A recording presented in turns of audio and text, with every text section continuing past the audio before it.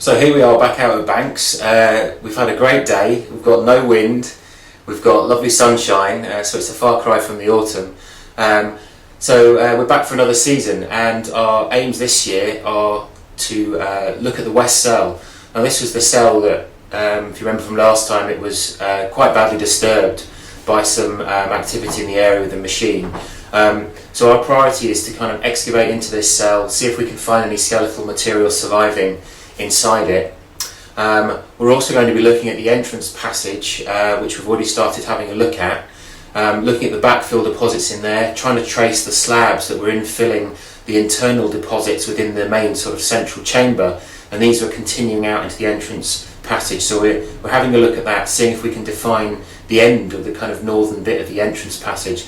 And we found one stone that might actually key into the revetment wall around the northern side of the monument, so that's looking encouraging. We're also going to be starting to look at the southern cells. These are the two cells that have been sealed completely by the bulk that we left in the central chamber.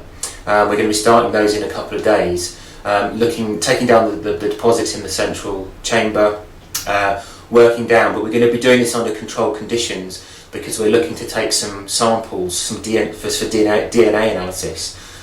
So we're hoping to use this as a kind of an assessment for the potential for those sort of scientific techniques for the rest of the project.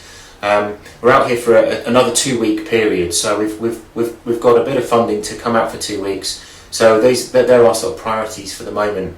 The West Cell's progressing already. We've realised that they've not only been cutting into the bedrock, but then they've been lining this possibly with sort of internal walls. But it's been quite badly disturbed, so we're just trying to pick out what the disturbed material is. We've got large blocks that have been tipped into the area.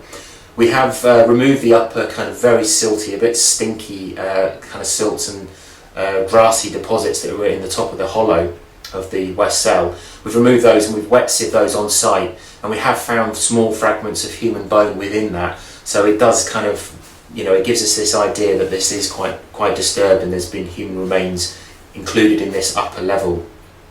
So we'll be continuing with that tomorrow. The weather's supposed to be good all week.